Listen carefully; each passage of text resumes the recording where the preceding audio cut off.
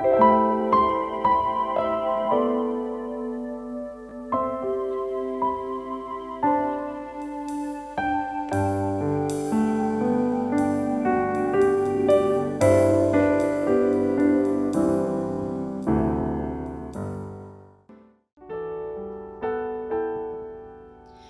selamat pagi, selamat datang di Intimacy Worship. Mari saya mengajak kita semua dimanapun berada, sebelum kita mengawali hari kita sepanjang hari ini, kiranya kita mau bersyukur bersama-sama, kita mau melihat betapa Tuhan itu begitu luar biasa dalam hidup kita. Dan kita akan menyembah, memuji Tuhan, namun sebelum itu saya ajak semuanya kita untuk berdoa. Kami terlalu percaya Tuhan bahwa kasih-Mu selalu baru buat setiap kami, selalu sempurna buat setiap kami ya Tuhan. Terima kasih kami boleh selalu Tuhan hidup di dunia ini Tuhan. Terus Tuhan memberikan kami kesempatan demi kesempatan Tuhan untuk kami dapat berkenan terus di hati-Mu ya Bapa. Kami bersyukur kami boleh mengawali hari ini dengan memuji dan menyembah Engkau ya Bapa. Biarlah nafas kami Tuhan memang hanya betul-betul untuk menyenangkan hati-Mu ya Tuhan. Kami mau terus menyembah-Mu Tuhan. Kami mau terus menyembah Engkau Tuhan selama-lamanya ya Bapa. Biarlah setiap penyembahan kami ini Tuhan boleh terus Tuhan tulus juga dari hati kami untuk Engkau ya Bapa. Dan biarlah Engkau melihat setiap kedalaman hati kami, bahwa kami sungguh-sungguh mengasihi Engkau Tuhan. Terima kasih Bapa. Hanya dalam nama Tuhan Yesus kami sudah berdoa. Haleluya.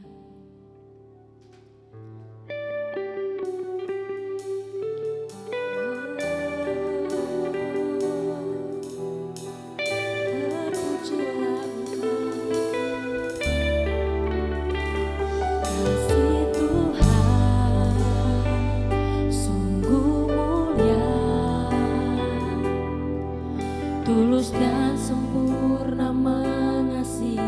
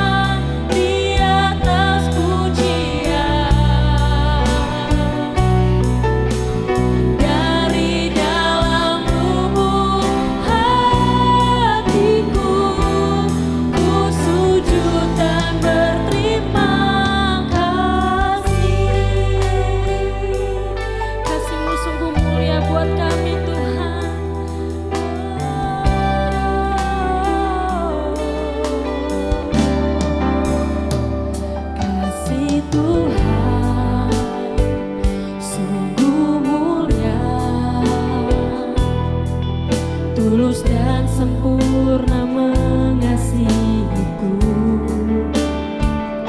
Pengorbanan di Kalvari sungguh berharga, kau tebus dosaku. Terpujilah Tuhan Yesus, ditinggikan di atas pujian. Dari dalam lubuk hatiku, ku sujud dan berterima kasih. Terpujilah Tuhan Yesus, ditinggikan di atas pujian.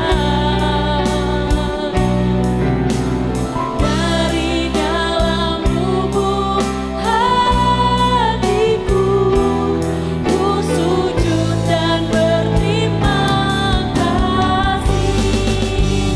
Terpujilah Tuhan Yesus, ditinggikan di atas pujian.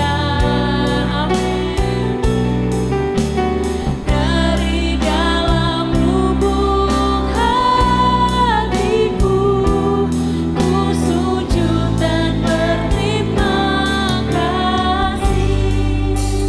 Terpujilah Tuhan Yesus, terpujilah namamu Tuhan, ditinggikan Tuhan selama-lamanya Tuhan. Yes. Dari dalam lubuk hatiku, ku sujud dan berterima kasih. Terpujilah Tuhan Yesus, ditinggikan di atas pujian. Dari dalam lubuk hatiku, ku sujud dan berterima. Lebih lagi katakan, terpujilah Tuhan Yesus, ditinggikan di atas pujian. Dari dalam lubuk hatiku, ku sujud dan berterima kasih. Ini setiap hati kami Tuhan. Dari dalam lubuk hatiku, ku sujud dan berterima kasih. Kami mau katakan, dari dalam lubuk hatiku, ku sujud dan berterima kasih.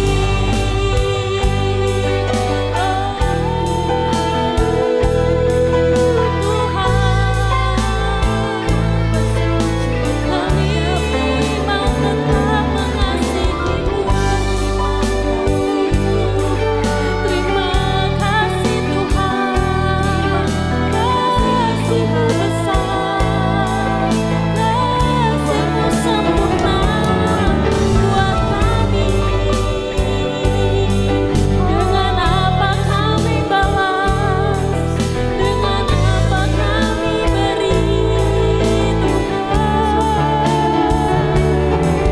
Selamanya mau menyembah-Mu. Terpujilah Kau Tuhan,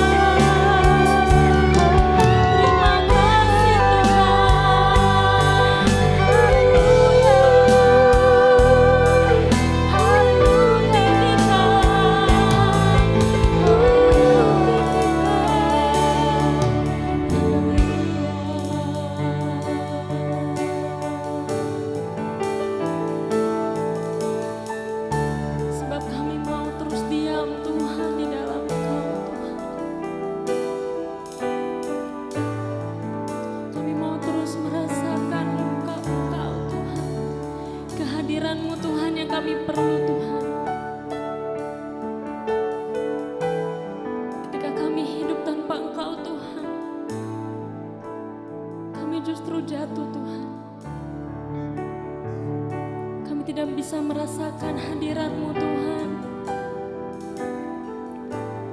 Terima kasih Bapa, Kau begitu peduli dengan kami Tuhan.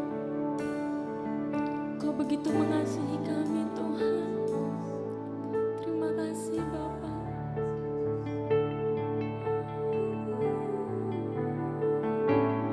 Ku rasakan kasih-Mu dan indahnya kekudusan-Mu, penuhi dengan kasih-Mu, diam di hadirat-Mu. Kami mengangkat tangan kami Tuhan. Kami bersyukur punya Allah seperti Engkau Tuhan. Dan ku bersyukur menyembah-Mu, penuhi dengan kasih-Mu, diam di hadirat-Mu. Penuhi hatiku dengan hadir-Mu.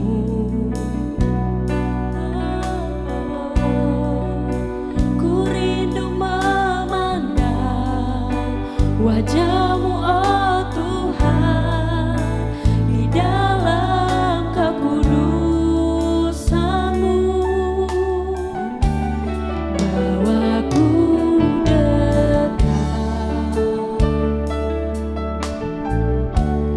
dalam hati-Mu. Ini setiap keinginan kami Tuhan. Ku rindu mendengar suara-Mu, oh Tuhan, di tempat kudus-Mu sekarang.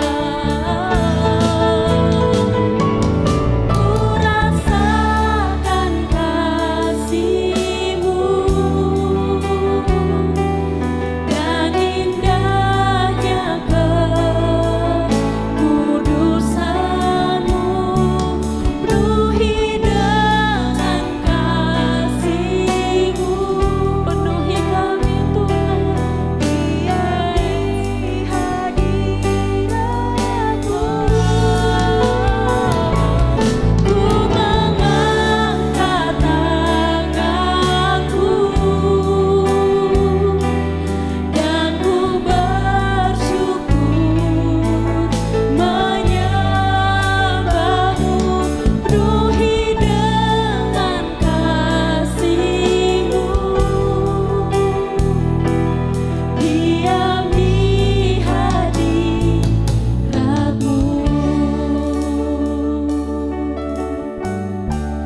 Penuhi hatiku dengan hadir-Mu. Kami rindu Engkau, ku rindu memandang wajah-Mu, oh Tuhan, di dalam kekudusan-Mu. Bawa kami Tuhan, bawa kami lebih dekat dengan Engkau Tuhan.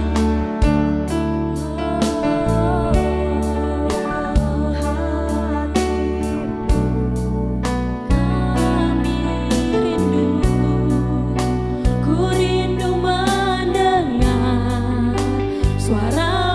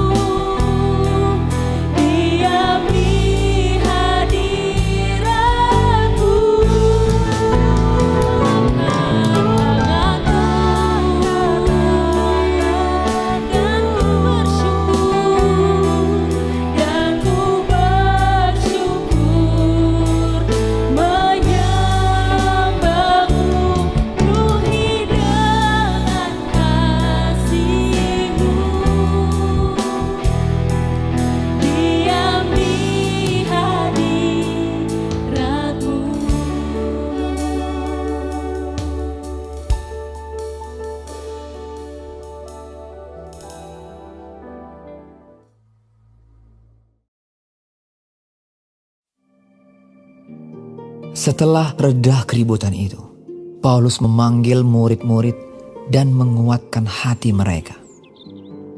Dan sesudah minta diri, ia berangkat ke Makedonia.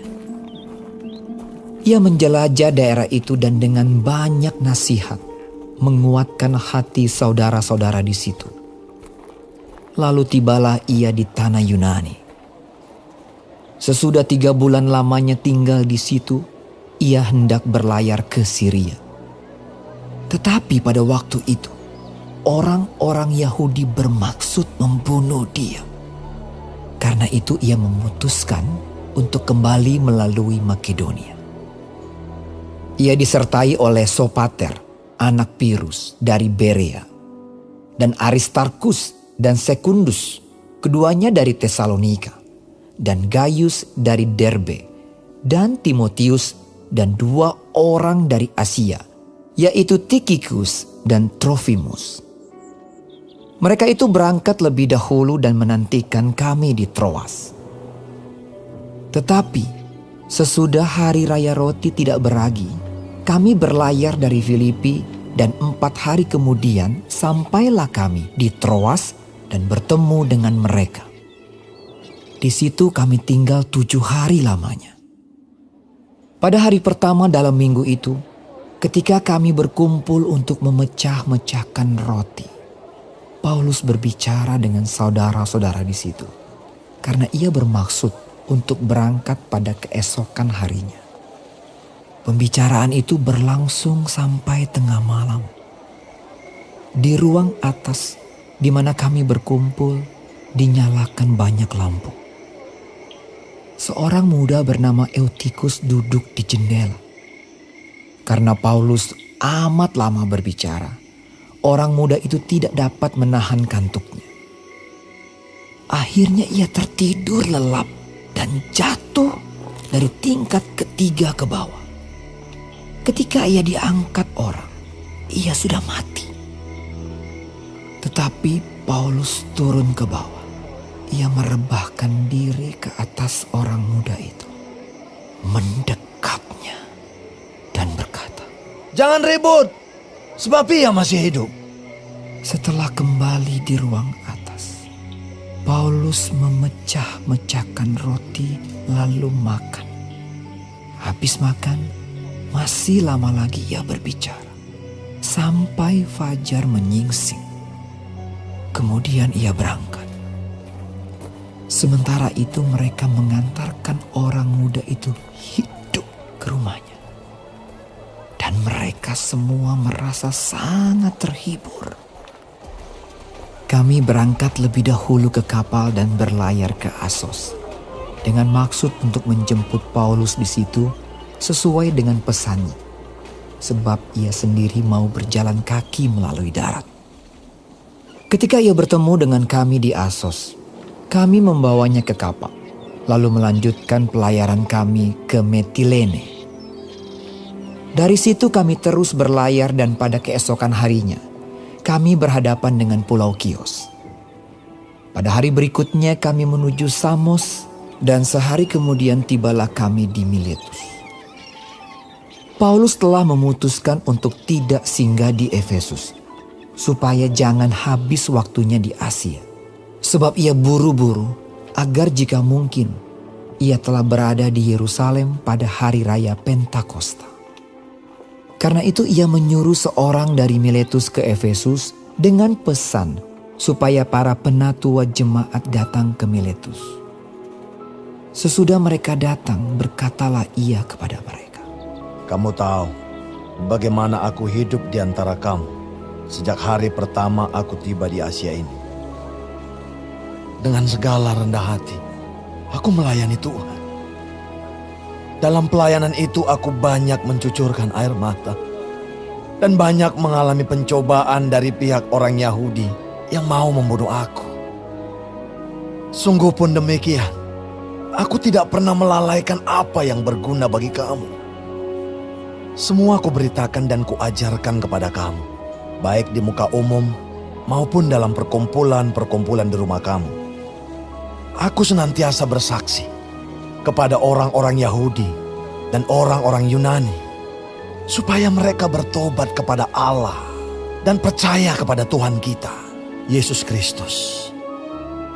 Tetapi sekarang, sebagai tawanan roh, aku pergi ke Yerusalem dan aku tidak tahu apa yang akan terjadi atas diriku di situ, selain daripada yang dinyatakan Roh Kudus dari kota ke kota kepadaku, bahwa penjara dan sengsara menunggu aku. Tetapi aku tidak menghiraukan nyawaku sedikit pun, asal saja aku dapat mencapai garis akhir dan menyelesaikan pelayanan yang ditugaskan oleh Tuhan Yesus kepadaku untuk memberi kesaksian tentang Injil kasih karunia Allah. Dan sekarang aku tahu bahwa kamu tidak akan melihat mukaku lagi. Kamu sekalian yang telah kukunjungi untuk memberitakan kerajaan Allah. Sebab itu, pada hari ini aku bersaksi kepadamu bahwa aku bersih, tidak bersalah terhadap siapapun yang akan binasa. Sebab aku tidak lalai memberitakan seluruh maksud Allah kepadamu. Karena itu, jagalah dirimu dan jagalah seluruh kawanan, karena kamulah yang ditetapkan Roh Kudus menjadi penilik untuk menggembalakan jemaat Allah yang diperolehnya dengan darah anaknya sendiri.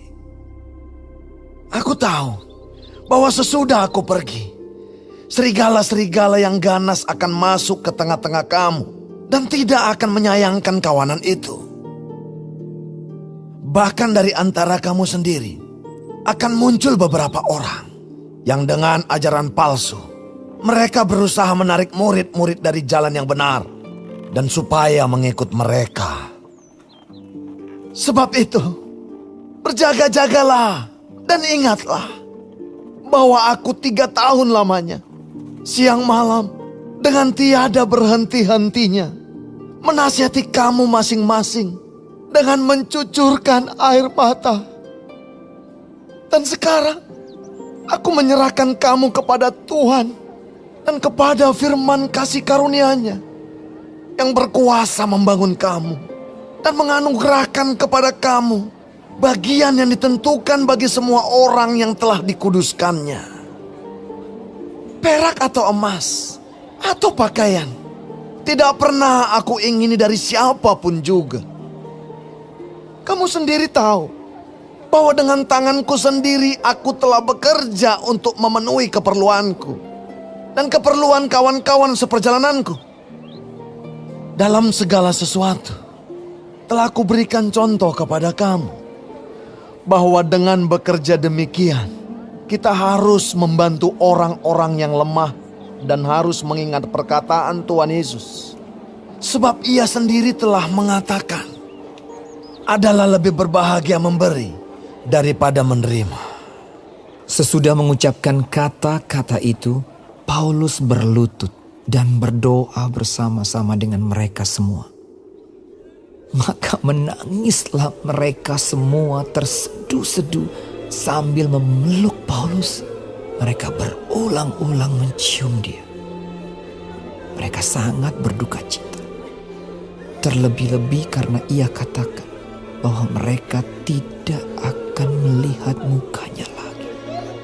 Lalu mereka mengantar dia ke kapal.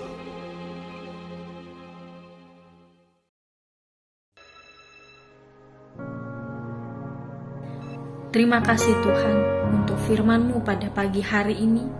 Sungguh mengingatkan kami Tuhan untuk kami hidup semakin hari semakin berkenan di hadapan Tuhan. Dan biarlah Tuhan hari ini Engkau sertai, Tuhan tuntun, Tuhan lindungi, jauhkan dari segala mara bahaya, malapetaka, bahkan maut sekalipun ya Bapa.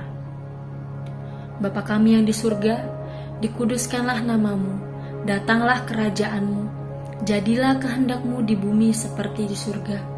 Berikanlah kami pada hari ini makanan kami yang secukupnya, dan ampunilah kami akan kesalahan kami, seperti kami juga mengampuni orang yang bersalah kepada kami. Dan janganlah membawa kami ke dalam pencobaan, tetapi lepaskanlah kami daripada yang jahat. Karena Engkaulah yang mempunyai kerajaan, dan kuasa, dan kemuliaan, sampai selama-lamanya. Amin.